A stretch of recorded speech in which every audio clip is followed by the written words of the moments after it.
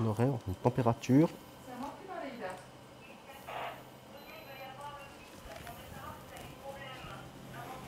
Effectivement, il y a des patients qui meurent, mais il y en a beaucoup qu'on sauve, qui ne meurent pas. Et puis c'est là-dedans où on trouve un peu nos satisfactions. Même chez les patients qui meurent, on voit souvent les familles qui nous disent merci, merci d'avoir pris soin de notre proche, puis finalement d'avoir tout tenté, fait le maximum pour essayer de le soigner.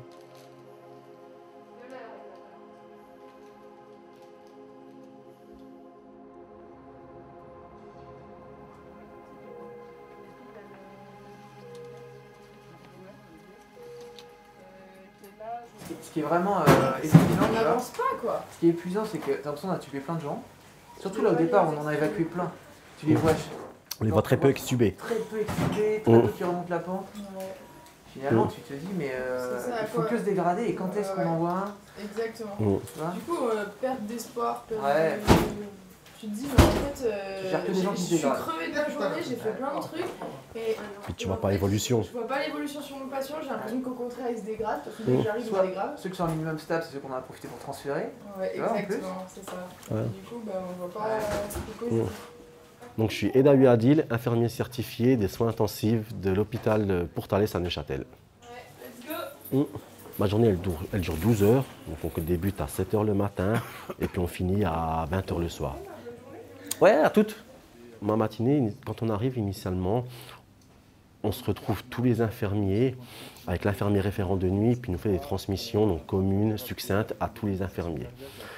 Et c'est lui qui répartit en fait les patients de la journée pour chaque infirmier. Vas-y. C'était où Bruno? Et puis une fois qu'on a notre patient qui est attribué, on se rencontre avec l'infirmier de nuit et puis il nous fait des transmissions approfondies sur un peu ce qui s'est passé sur toute sa nuit. Il a son tube, il est en VAC à 26 fois 460, tu es à 45%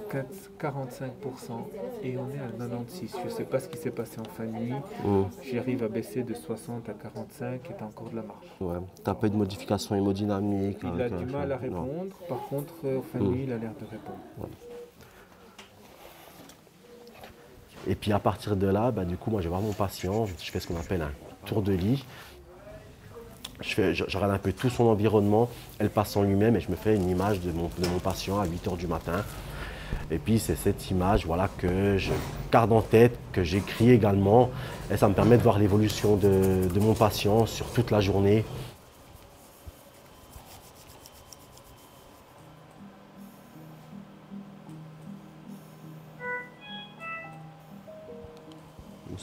Je vais juste écouter les poumons.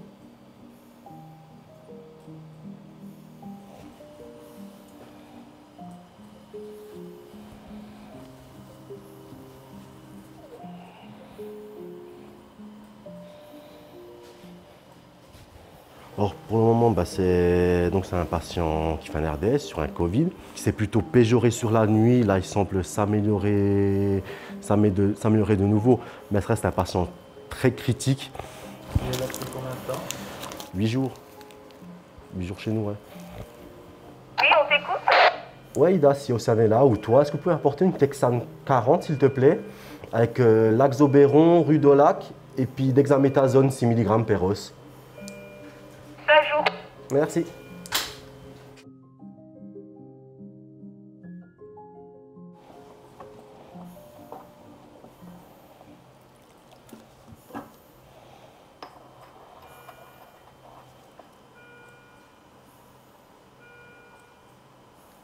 Désolé, je vous embête. On voit que tu leur parles, mais ils sont dans le coma. C'est vrai qu'on garde cette habitude de parler aux patients, même si ils ne nous répondent pas.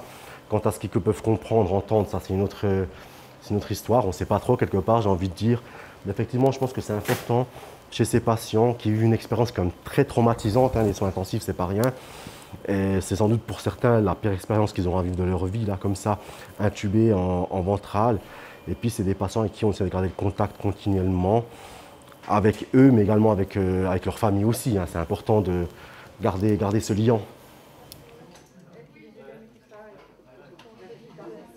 puis juste qu'on ait une personne de référence pour la famille.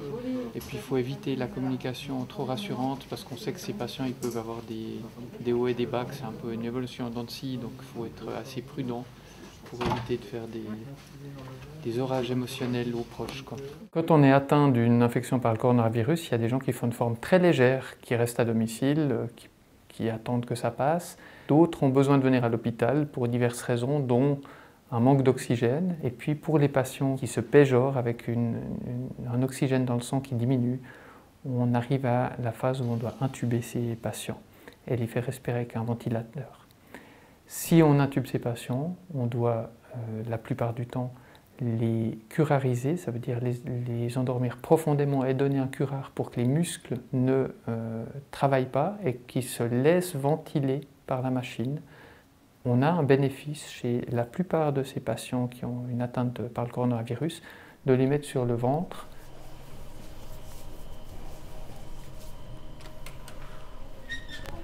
Les médecins le voient d'abord, puis comme ça, après on leur tourne. Ça joue. On va devoir tourner la tête un petit chouille, et puis après, dans l'idée, on le... Là, je peux prendre le linge là. Ça demande 5 ou 6 personnes au minimum pour le faire de manière sécuritaire. C'est des patients qui sont intubés, qui sont dépendants de la machine qui les aide à respirer, des médicaments qui les endorment. Donc on n'a pas le droit d'avoir une déconnexion ni du dispositif respiratoire, ni des médicaments pendant qu'on fait ce geste. Ok. On va juste tirer les draps. C'est rien. Non, non, on a touché. On est à 260% de notre capacité habituelle. La création de lits de soins intensifs, elle dépend du matériel à disposition, des médecins, mais surtout des infirmiers et des aides-soignants pour faire fonctionner ces soins intensifs, pour s'occuper des patients. Et c'est là la limitation principale, parce que les infirmiers en soins intensifs sont déjà une denrée rare. Là maintenant, on sait qu'on n'a pas encore atteint le pic. On sait qu'on va avoir encore plus de patients, avec un système qui risque d'arriver un peu à essoufflement à bout. Donc on redoute un peu ce moment des choix, ce moment du triage justement. Si le triage de patients à l'entrée ou à la sortie des soins intensifs, il fait peur aux gens, c'est parce qu'en fait personne ne l'a jamais fait, qu'on n'a pas envie de le faire.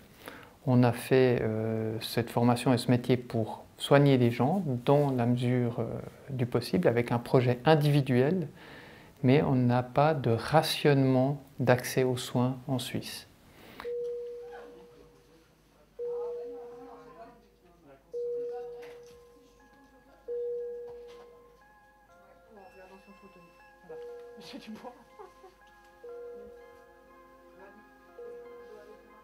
La méfiance, on peut la comprendre.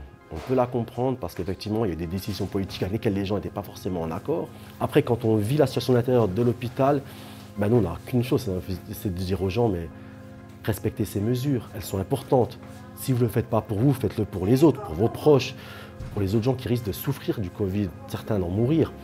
Donc c'est vraiment pour eux ce message, faites attention aux gens en fait.